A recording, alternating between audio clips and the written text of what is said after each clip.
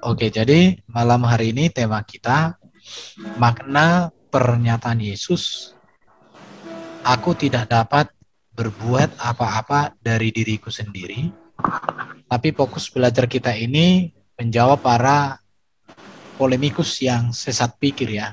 Karena mereka seringkali memakai ayat ini untuk mengatakan bahwa Yesus itu nggak ada apa-apa gitu ya. Atau mereka mengatakan Yesus itu ya manusia biasa, hanya nabi, hanya utusan. Tetapi ayat ini sebenarnya menegaskan tentang ketaatan Yesus sebagai seorang hamba kepada Bapa.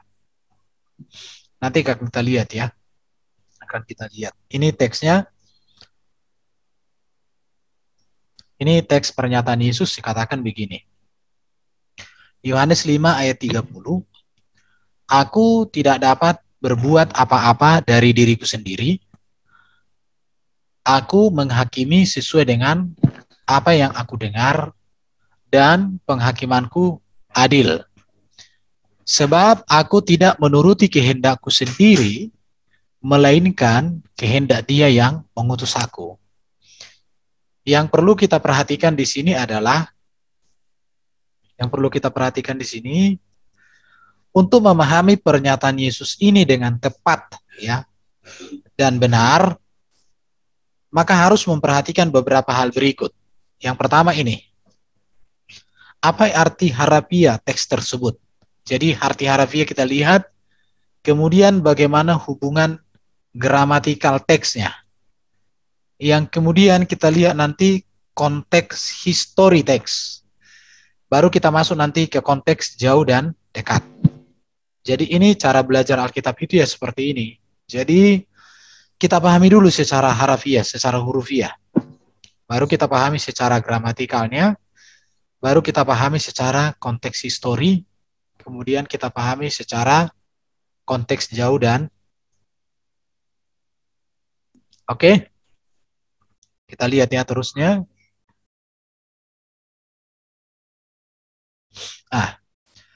Jadi penting untuk diketahui bagaimana cara orang Kristen mempelajari Alkitab. Kalau mereka para muletikus itu kan terbiasa membaca, menghafal, walau tak mengerti artinya. Itu kan kebiasaan mereka. Kita hargai mereka dengan budayanya yang sedemikian. Tidak ada masalah buat kita.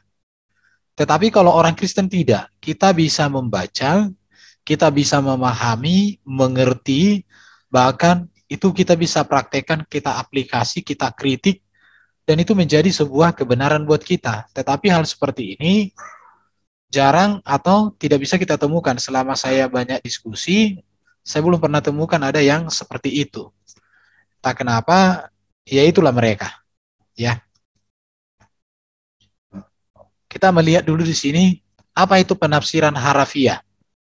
Baru yang kedua, apa itu hubungan gramatikal. Kemudian apa itu konteks histori, dan apa itu konteks dekat dan jauh. Penafsiran harafi artinya kata-kata dan kalimat dalam kitab suci dimengerti dalam arti normal sebagaimana komunikasi pada umumnya. Jadi artinya secara normal. Apa yang tertulis di situ kita pahami secara normal. Kalau gramatikal itu artinya setiap kata-kata dalam Alkitab itu memiliki hubungan atau relasi satu dengan yang lain. Jadi yang tadi saya bacakan itu ayat 30 toh. Ayat 30 itu tentu berhubungan dengan ayat 29, 27, 26 dan seterusnya. Dan ayat 31, 32, 33 dan seterusnya. Jadi orang Kristen ketika belajar Alkitab bukan hanya pada harafiah atau kepada teks. Kalau teman saya mengatakan sering kita ini bukan menjadi orang Kristen yang namanya ayatiah, tapi kita alkitabiah, minimal perikopiah, nah begitu ya. Untuk itu perlu mempelajari tensis kata atau kata ganti, kata depan, kata penghubung, dan hukum struktur. Ini bisa nanti kita pelajari kalau kita sudah masuk namanya mata pelajaran kalau waktu kuliah itu namanya pelajaran hermeneutik. Jadi itu ada kata ganti, contoh aku. Aku itu siapa? Mu itu siapa? Mereka itu siapa? Itu kata ganti. Atau bisa juga kata depan, kata penghubung, supaya, kemudian. daripada apa, kemudian, setelah itu. Itu kata-kata penghubung ya dalam strukturnya. Jadi ini harus diperhatikan ketika kita membaca, dan ini harus kita terapkan ketika belajar Alkitab. Kita tidak seperti mereka yang hanya baca satu ayat tapi dibawa kemana-mana, yaitu urusan mereka, gitu ya. Jadi setiap kitab ditulis itu apa? Sekarang konteks historis. Setiap kitab itu ditulis dalam satu konteks historis yang harus dimengerti. Untuk itu harus mengerti latar belakang penulisan. Contoh, penulis Injil Matius itu secara umum temanya berbicara Yesus sebagai raja. Penulis Injil Markus lebih menonjolkan kepada Yesus sebagai seorang hamba. Penulis Injil Lukas menonjolkan Yesus sebagai anak manusia. Tetapi penulis Injil Yohanes menonjolkan Yesus sebagai anak Allah yang ilahi. Ini sebuah konteks histori yang dimaksud. Jadi untuk mengerti itu harus mengerti latar belakang penulisan. Jadi contoh surat Roma. Mengapa Paulus menulis surat ke Roma? Ada latar belakangnya. Ada yang mau dicapai di sana. Itu namanya konteks histori. Jadi setiap kitab ditulis dalam satu konteks historis yang harus dimengerti. Dan ini yang seringkali tidak dipahami oleh para polemikus, sehingga ketika mereka membaca Alkitab itu menjadi kacau, karena mereka pakai standar kitab suci mereka, di mana kitab suci saudara kita itu bisa ayat 1, ayat 2, ayat 3, konteksnya 1. Ayat 4, 5, 6, konteksnya berbeda, dan itu beda jauh. Bisa beratnya konteks 1, 2, 3, bicara bicara kehidupan baginda. Tapi ayat 3-4 bisa berbicara kehidupan Nuh, seperti itu. Jadi itu yang membuat mereka menjadi terkendala untuk memahaminya. Oke, kita lihat ya. Apa itu konteks dekat dan konteks jauh? Konteks yang langsung beberapa paragraf sebelum dan sesudah bagian yang dipelajari. Kalau kita nanti belajar Alkitab, contoh kita masuk kepada kitab Injil, dalam kitab Injil itu semua itu ada perikop, dan kita bersyukur ya LAI sudah membuat ada perikop. Contoh kalau kita masuk nanti di dalam Matius pasal 1, kita coba ya. Kita lihat Matius pasal 1. Kalau kita melihat di sini berbicara tentang konteks langsung beberapa paragraf sebelum dan sesudah bagian yang dipelajari. Itu kita lihat contoh Matius pasal 1 ayat 1 sampai 17 silsilah Yesus. Matius pasal 1 ayat 18 sampai ayat sekian itu 25 itu berbicara tentang kelahiran Yesus. Jadi ini sebuah konteks yang harus dipahami yang namanya konteks yang langsung. Kemudian ini berkaitan dengan pasal 2, orang Majus dari timur. Jadi orang Majus dari timur dengan pasal 1 itu ada kaitan. Itu harus diperhatikan dalam mempelajari Alkitab. Konteks jauh itu beberapa pasal sebelum dan setelah pasal yang sedang dipelajari. Makanya dulu waktu saya pernah sekolah itu, ketika belajar Alkitab itu, kita harus membaca satu perikop secara berulang-ulang, bahkan satu perikop di atas, satu perikop di bawah, itu wajib dibaca.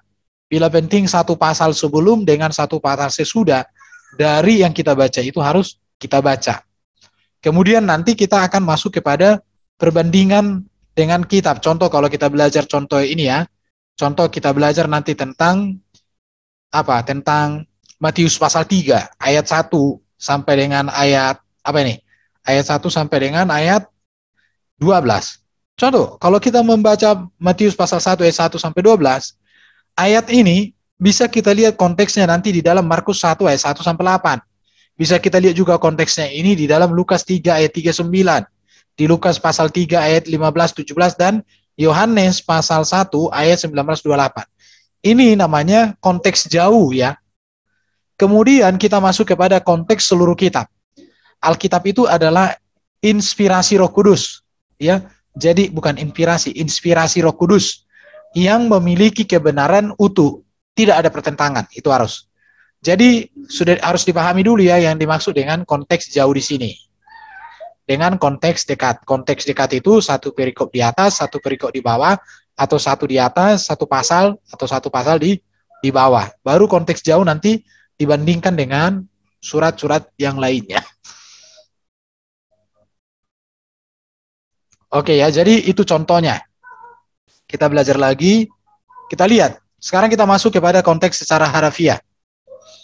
Yohanes 5 ayat 30, aku tidak dapat berbuat apa-apa dari diriku sendiri, aku menghakimi sesuai dengan apa yang aku dengar, dan penghakimanku adil, sebab aku tidak menuruti kehendakku sendiri, melainkan kehendak Dia yang mengutus aku. Jika ayat tersebut dibagi dalam beberapa kalimat, maka kita mendapat beberapa kalimat di sini. Yang pertama, aku yang dimaksud di sini adalah Yesus, tidak dapat berbuat apa-apa dari diriku. Diriku di sini tentu Yesus. Yesus sendiri. Aku yang dimaksud Yesus menghakimi sesuai dengan apa yang aku dengar. Dan penghakimanku adil. Sebab aku tidak menuruti kehendakku sendiri, melainkan kehendak Dia. Dia di sini menunjuk kepada Allah Bapa yang mengutus aku. Jadi kalimat satu dengan yang lain tidak bisa dipisahkan.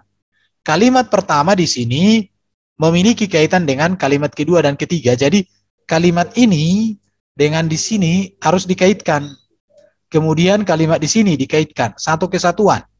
Itu kalau secara harafiah. Jadi di sini kalau kita mau melihat, Yesus tidak dapat berbuat apa-apa, tetapi Dia katakan, sebab aku tidak menuruti kehendakku.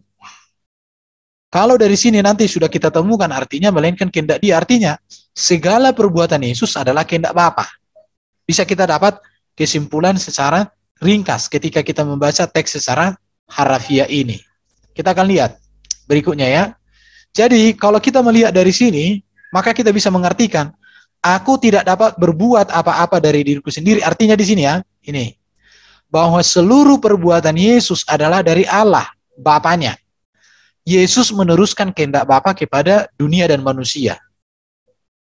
Jadi ketika Yesus mengatakan, aku tidak dapat berbuat apa-apa dari diriku sendiri, ini menegaskan bahwa seluruh perbuatan Yesus adalah dari Bapa, dari Allah. Yesus meneruskan kehendak Bapa itu kepada dunia dan kepada manusia. Kemudian kita masuk kepada kalimat kedua.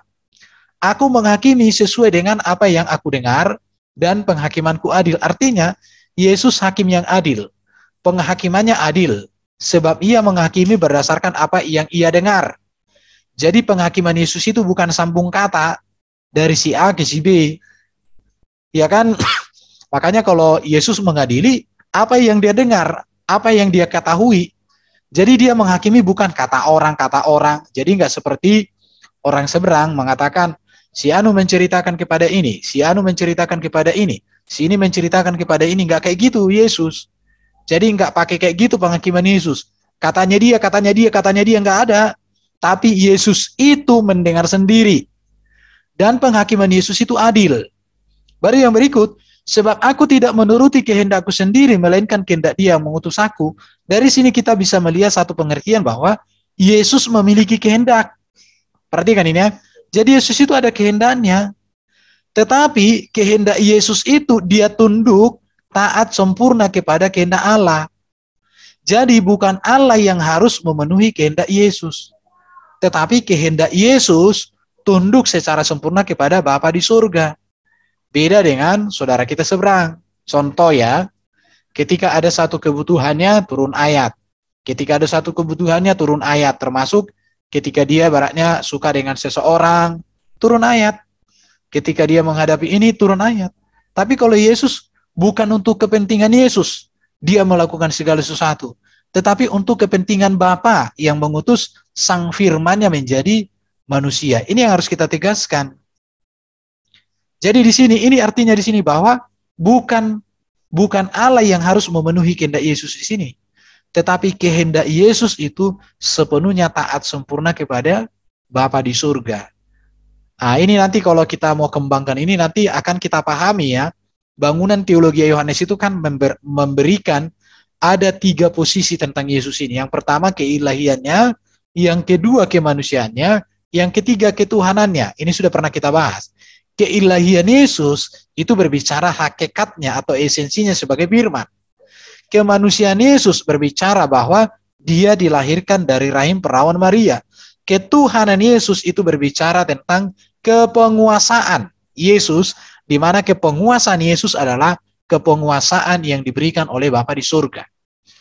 Jadi ayat ini, kalau kita mau masuk ke sana, ini berbicara konteksnya adalah Yesus sebagai manusia.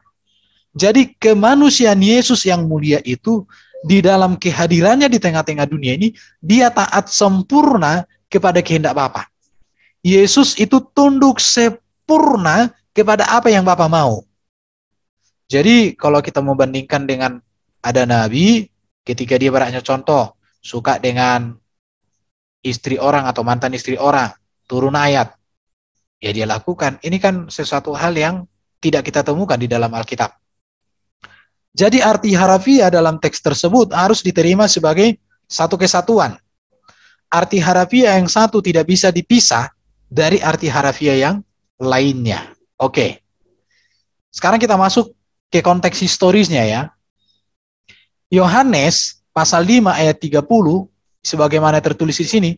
Ini Yohanes pasal 19, Yohanes pasal 5 ayat 19 sampai 47 adalah satu perikop, yaitu sebagai jawaban Yesus terhadap kelompok orang Yahudi yang tidak menerima tindakan Yesus pada hari Sabat.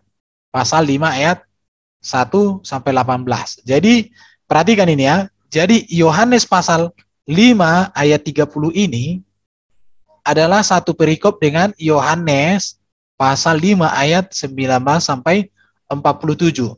Jadi 30 itu ada di antara ini. Nah, jadi ketika kita mau memahami Yohanes 5 ayat 30, kita tidak boleh pisahkan dari Yohanes pasal 5 ayat 19 sampai dengan ayat 47. Coba kita lihat di sini Yohanes 5 ayat 16. Dan karena itu orang-orang Yahudi berusaha menganiaya Yesus karena ia melakukan hal-hal itu pada hari Sabat.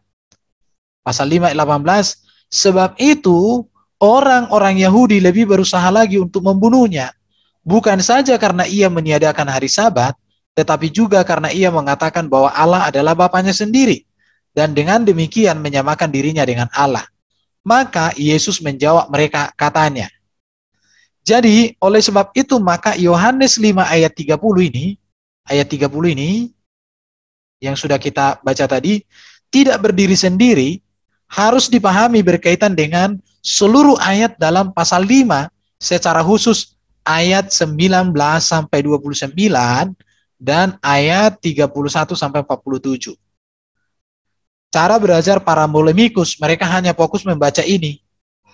Mereka fokus di sini sehingga mereka tidak menemukan pengertian yang utuh.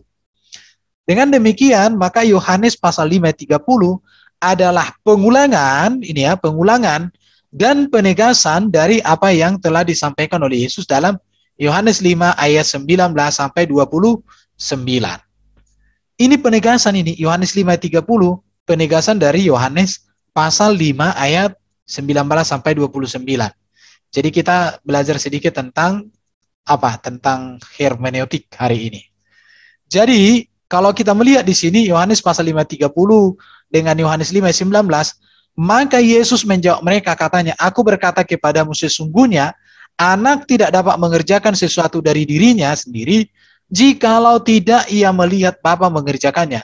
Sebab apa yang dikerjakan Bapa, itulah yang dikerjakan anak.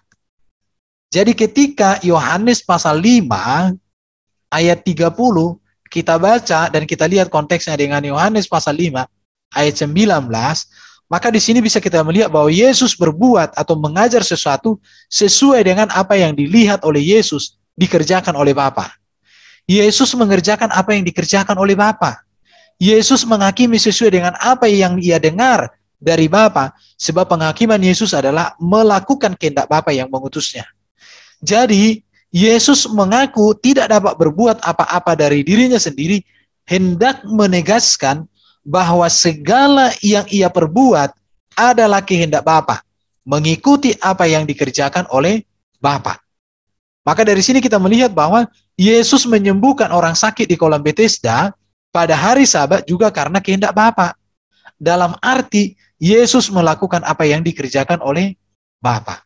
Karena konteksnya kan di sini Yesus menyembuhkan orang pada hari Sabat. Bahkan Yesus mengatakan dia Tuhan atas hari Sabat.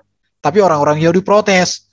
Tetapi disinilah Yesus mengatakan bahwa apa yang dilakukannya itu semuanya dari Bapa. Oke, kita lihat di sini. Kita kaitkan dengan ayat 20 ya. Sebab Bapa mengasihi anak dan ia menunjukkan kepadanya segala sesuatu yang dikerjakan sendiri. Bahkan ia akan menunjukkan kepadanya pekerjaan-pekerjaan yang lebih besar daripada pekerjaan-pekerjaan itu, sehingga kamu menjadi heran. Artinya di sini Yesus tidak bisa berbuat apa-apa dari diri sendiri. Itu berarti bahwa Yesus mengajarkan apa yang ditujukan dan dikerjakan oleh Bapa. Artinya, pekerjaan yang ditujukan dan dikerjakan oleh Bapa masih ada yang lebih besar dari yang telah dikerjakan. Apa yang sudah dikerjakan Yesus?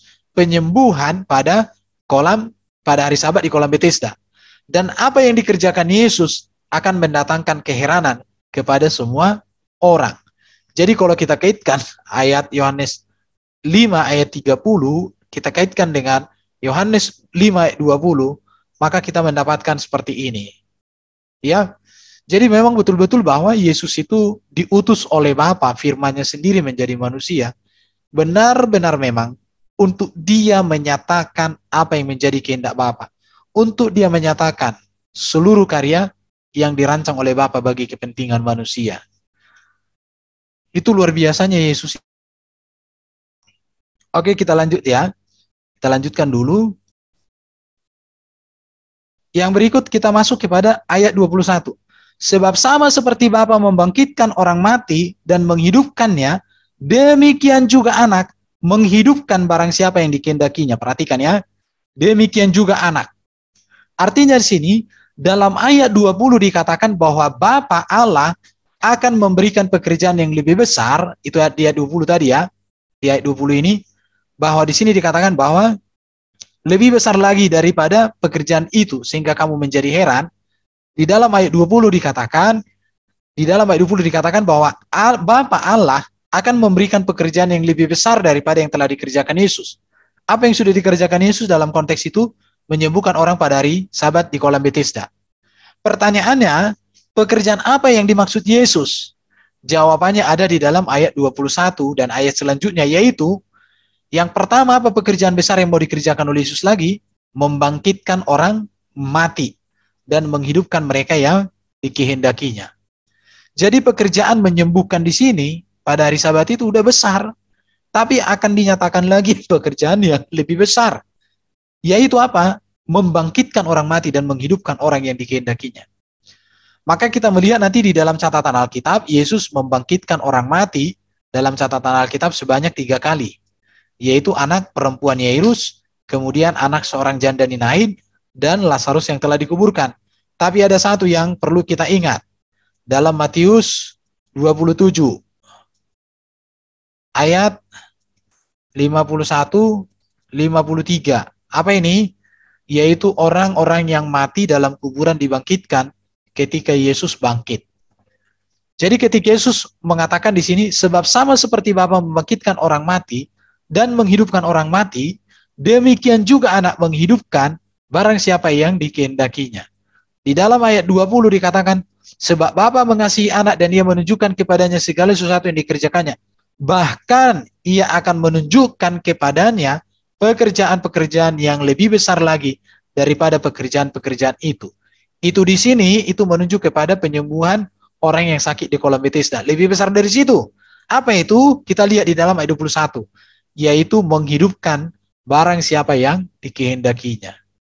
Jadi ketika kita membaca Alkitab itu tidak boleh putus di ayat 20, lanjut ke 21. Jadi ketika kita kaitkan dengan 30 ayat 19, 20, 21, kita melihat bangunan ajaran Alkitab yang begitu luar biasa tentang Yesus Kristus. Ya, kita lanjut sekarang ayat 22 sampai 23. Bapa tidak menghakimi siapapun, melainkan telah menyerahkan penghakiman itu seluruhnya kepada anak, supaya semua orang menghormati anak sama seperti mereka menghormati Bapa. Barang siapa tidak menghormati anak, ia juga tidak menghormati Bapa yang mengutusnya. Kita melihat di sini ya, dalam ayat 21 tadi, sudah disebutkan pekerjaan yang lebih besar daripada menyembuhkan kolam Bethesda.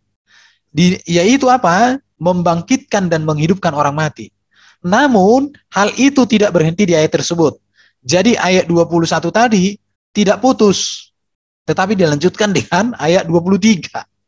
Dalam ayat 23 juga disebutkan satu pekerjaan Yesus yang sangat besar dan mengherankan. Apa itu? Dikatakan di sini apa? Di sini kita lihat. Bapa menyerahkan otoritas dan kuasa untuk menghakimi kepada Yesus. Dengan demikian, semua orang menghormati Yesus sebagaimana mereka menghormati Bapa yang mengutusnya. Sebenarnya ayat ini kalau direnungkan oleh orang-orang, maka kalau kita menyembah Yesus, tidak ada masalah loh. Kenapa? Karena penghormatan kepada Bapa, kita nyatakan kepada Yesus. Jadi kalau kita mau mengenal Allah, kenallah Yesus. Karena seluruh kehendak Allah, siapa Allah itu sudah Allah nyatakan melalui kehadiran Sang Firman yang menjadi manusia. Di situ.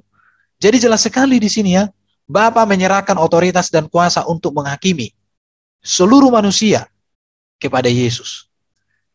Ini pekerjaannya.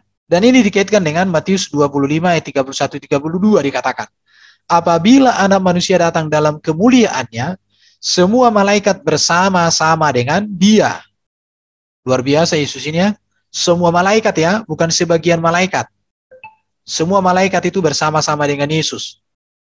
Ya. Maka ia akan bersemayam di atas tahta kemuliaannya. Lalu semua bangsa akan dikumpulkan di hadapannya dan ia akan memisahkan mereka seorang daripada yang seorang. Jadi benar bahwa Yesus itu memang menjadi hakim yang adil. Tetapi masalahnya orang muslim hanya membaca ini ya. Aku tidak dapat berbuat apa-apa dari sendiriku, titik. Jadi Yesus itu nggak bisa berbuat apa-apa, mereka katakan. Tapi mereka tidak menyambungkan pasal ayat 30 dengan ayat sebelumnya dengan sesudahnya. Mereka hanya fokus di sini, makanya keliru. Oke, jadi inilah kegagalan para polemikus memahami kitab suci. Ya kalau mereka sudah belajar bagus, ya nggak polemikus lagi ya namanya ya. Oke, kita lanjut ya. Apa kaitan ayat 30 dengan ayat sebelumnya? Di dalam ayat 24, kita lihat. Aku berkata kepadamu, sesungguhnya barang siapa mendengar perkataanku dan percaya kepada dia yang mengutus aku, ia mempunyai hidup yang kekal dan tidak turut dihukum, sebab ia sudah pindah dari dalam maut ke dalam hidup. Kalau kita baca ayat ini dikatakan, kepada dia yang mengutus aku. Mereka hanya fokus di sini nanti. Dikatakan oleh para polemikus itu Yesus utusan. Cuma itu doang. Tetapi tidak mereka berpikir, utusan yang bagaimana? Utusan dari mana? Utusan untuk apa? Kalau kita orang Kristen, kita mengakui Yesus utusan. Tapi dari mana? Ya dari Allah, firman jadi manusia. Untuk apa? Untuk menyelamatkan. Utusan yang bagaimana Yesus ini? Utusan yang sempurna, tak berdosa, berkuasa ampuni dosa. Ajarannya sempurna, begitu. Tapi kalau mereka, dia mengutus aku. Apa? Ayo, ayo, gitu kan mereka kan? Yesus utusan. Kenapa kalian Tuhan kan? Lucu kan? Kan mereka begitu. Tetapi kalau kita membaca secara keseluruhan, maka kita mendapatkan bangunan yang utuh tentang keagusaran daripada Yesus dalam ajarannya. Jadi, ayat 21 tadi, di dalam ayat 21 yang barusan kita baca tadi, ada dua pekerjaan besar yang dikerjakan oleh Yesus. Ada dua pekerjaan besar di situ. Apa itu? Yang pertama, membangkitkan dan menghidupkan orang mati. Kemudian menghakimi manusia. Di dalam ayat 24 ini, maka Yesus menegaskan alasan mengapa Allah memberikan kuasa sedemikian besar kepadanya. Jadi di dalam ayat 24 ini berbicara tentang mengapa Allah memberikan kuasa yang sedemikian agung dan besar kepada Yesus. Tujuannya apa? Supaya semua orang mendengar Yesus dan percaya kepada Allah, Bapa yang mengutusnya. Dengan demikian, maka orang itu atau orang-orang yang mendengar, yang percaya kepada Yesus, mengalami keselamatan hidup yang kekal. Tidak mendapatkan hukuman, melainkan telah pindah dari maut ke dalam hidup yang kekal. Jadi ayat 28 ini, aku berkata kepadamu sesungguhnya, barang siapa mendengar perkataanku dan percaya kepada dia yang mengutus aku, yang memberikan kuasa kepada Yesus, ia mempunyai hidup yang kekal, tidak turut dihukum, sebab ia sudah pindah dari dalam maut ke dalam hidup. Jadi ayat 21 tadi, 23, ini karya Yesus yang besar membangkitkan, menghidupkan manusia, menghakimi manusia. Maka di dalam ayat 24 ini dikatakan bahwa Yesus menegaskan mengapa Allah memberikan kuasa sedemikian besar kepadanya. Kenapa? Supaya orang mengalami keselamatan hidup kekal. Tidak mendapatkan hukuman, melainkan telah berpindah dari dalam maut ke dalam hidup. Ini sungguh luar biasa kalau kita mau teliti membaca ajaran Alkitab ini. Kita masuk sekarang ayat 25. Agak panjang kita hari ini ya. Semua kita bahas ayat. Aku berkata kepadamu, sesungguhnya saatnya akan tiba dan sudah tiba, bahwa orang-orang mati akan mendengar suara anak Allah, dan mereka yang mendengarnya akan hidup. Ayat 25 ini merupakan penegasan dari apa yang Yesus katakan dalam ayat 21. Ya, apa tadi katakan ayat 21? Sebab sama seperti Bapa membangkitkan orang mati dan menghidupkannya, demikian juga anak menghidupkan barang siapa yang dikehendakinya. Jadi ayat 21 ini penegasannya ditegaskan kembali dalam ayat 25 ini. Atau ayat ini ya. Begitu. Dan hal ini digenapi saat Yesus dalam kematian dan kebangkitannya sebagaimana tertulis dalam Matius 27 ayat 51 sampai 53. Di dalam ayat Yohanes 5 ayat 25 ini, aku berkata kepadamu, sesungguhnya saatnya akan tiba dan sudah tiba bahwa orang-orang mati akan mendengar suara anak Allah, dan mereka yang mendengarnya akan hidup. Kapan ini terjadi? Sudah digenapi ini di dalam Matius pasal 27 ayat 51-53. Dan lihatlah tabir bait suci terbelah dua dari atas sampai ke bawah. Dan terjadilah gempa bumi dan bukit-bukit batu terbelah. Dan kuburan-kuburan terbuka, dan banyak orang yang telah meninggal bangkit. Siapa yang bangkit ini? Mereka yang berjumpa atau mendengarkan suara Yesus ketika Yesus turun ke dalam kerajaan maut. Dan sesudah kebangkitan Yesus, mereka pun keluar dari kubur, lalu masuk ke dalam kota kudus dan menampakkan diri kepada banyak orang. Luar biasa. Ya. Jadi kalau kita membaca, mereka membaca hanya Yohanes 5 ayat 30, hanya di sini, memang mereka mendapatkan pengajaran yang utuh tentang apa yang dimaksud Yesus di sini. Tapi kalau dikaitkan dengan ayat 25, luar biasa. Oke, kita lanjut ya. Kita lanjut ini. Ayat 25 di sini katakan, apa yang dikatakan Yesus dalam ayat 25 ini juga masih terjadi saat Yesus datang kali yang kedua, sebagaimana tertulis dalam Yudas 1 ayat 25. Oke, kalau tadi di dalam bagian pertama ini di sini sudah terjadi, tetapi ini masih akan terjadi lagi, yaitu di dalam Yudas pasal 1 ayat 15. Apa itu? Sesungguhnya Tuhan datang dengan beribu-ribu orang kudusnya. Jadi orang-orang kudusnya ya, hendak menghakimi semua orang dan menjatuhkan hukuman atas orang-orang fasik karena semua perbuatan fasik yang mereka lakukan, dan karena semua kata-kata nista yang diucapkan orang-orang berdosa yang fasik terhadap Tuhan. Dan juga di dalam Wahyu 20 ayat 12. Apa dikatakan di sini? Dan aku melihat orang-orang mati besar dan kecil berdiri di hadapan tahta itu. Lalu dibuka semua kitab, dan dibuka juga sebuah kitab lain, yakni kitab kehidupan. Ya. Dan orang-orang mati dihakimi menurut perbuatan mereka, berdasarkan apa yang tertulis di dalam kitab-kitab itu. Wahyu 20 ayat 13, kita lihat ya. Maka laut menyerahkan orang-orang mati yang ada di dalamnya, dan maut dan kerajaan maut menyerahkan orang-orang mati yang ada di dalamnya. Mereka dihakimi masing-masing menurut perbuatannya. Untuk orang Kristen mendapatkan pahala, mahkota, tapi untuk orang fasik mendapatkan penghukuman selama-lamanya.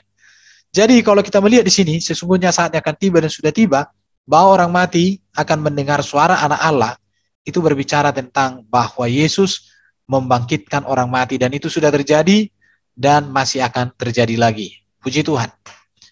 Oke, sekarang kita masuk ayat 26 sampai 27. Dikatakan, sebab sama seperti Bapa mempunyai hidup dalam dirinya sendiri, demikian juga diberikannya anak mempunyai hidup dalam dirinya sendiri.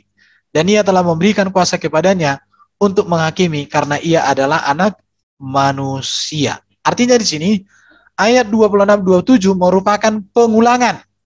Ya, ini merupakan pengulangan dari ayat 22-23. Dalam ayat 22-23 dikatakan, Bapa tidak menghakimi siapapun, melainkan telah menyerahkan penghakiman itu sepenuhnya pada anak, supaya semua orang menghormati anak sama seperti mereka menghormati Bapa. Barang siapa tidak menghormati anak, ia juga tidak menghormati Bapa yang mengutusnya.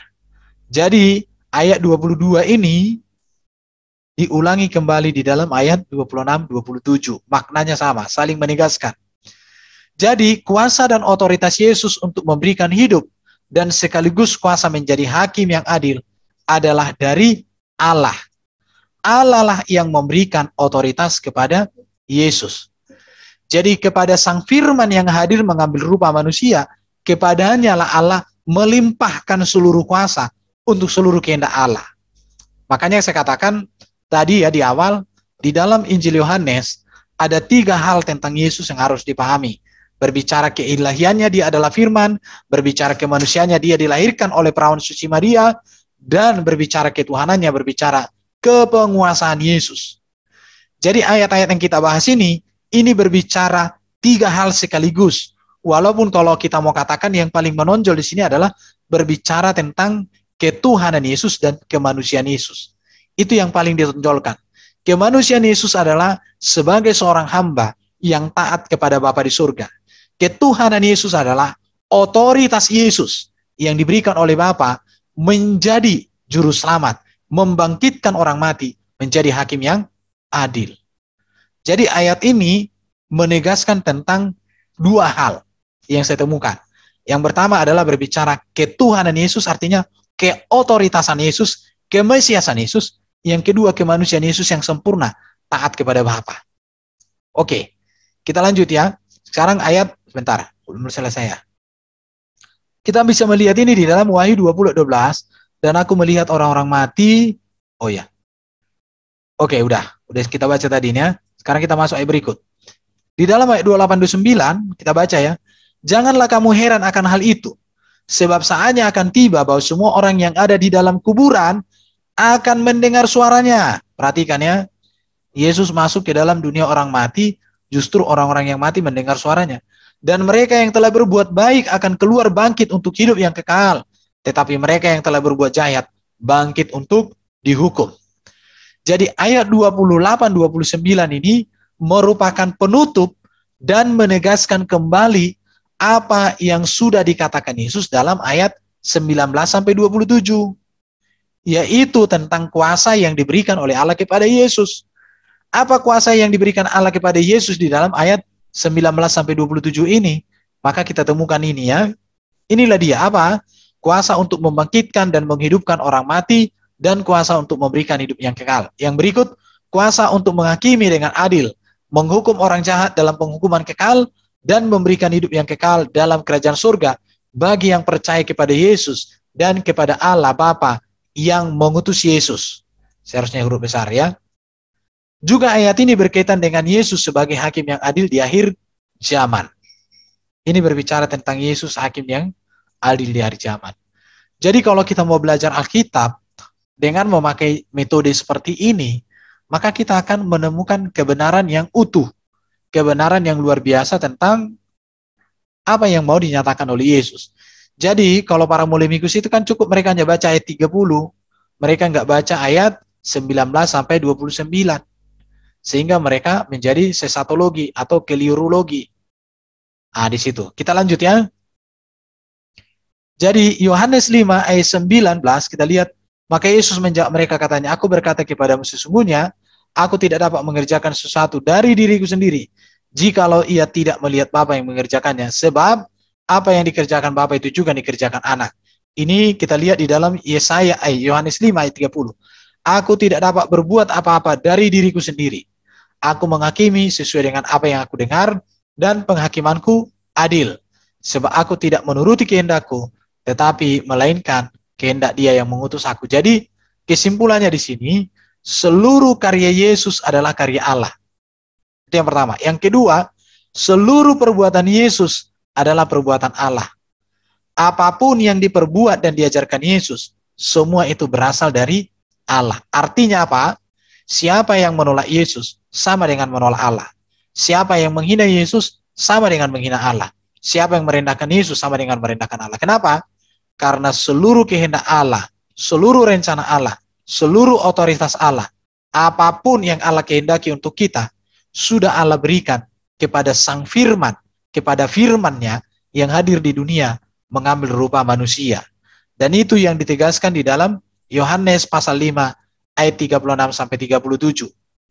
Dikatakan di sini, aku mempunyai suatu kesaksian yang lebih penting daripada kesaksian Yohanes, yaitu segala pekerjaan yang diserahkan Bapa kepadaku supaya aku melaksanakannya.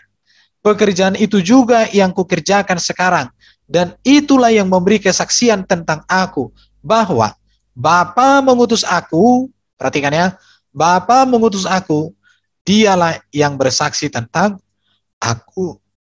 Jadi ketika Sang Firman diutus menjadi manusia, dia adalah manusia yang sempurna, bahkan taat sempurna kepada kehendak Bapa. Makanya saya katakan, kalau kita mau pelajari mengenal Yesus di dalam konteks Injil Yohanes, maka 3 hal ini harus kita pahami. Yang pertama, keilahian Yesus berbicara bahwa dia adalah firman, ya. Kemanusiaan Yesus berbicara bahwa dia dilahirkan oleh perawan Maria, dan berbicara tentang ketuhanan Yesus, ini berbicara kepenguasaan atau kemesiasan yang diberikan kepadanya oleh Bapa.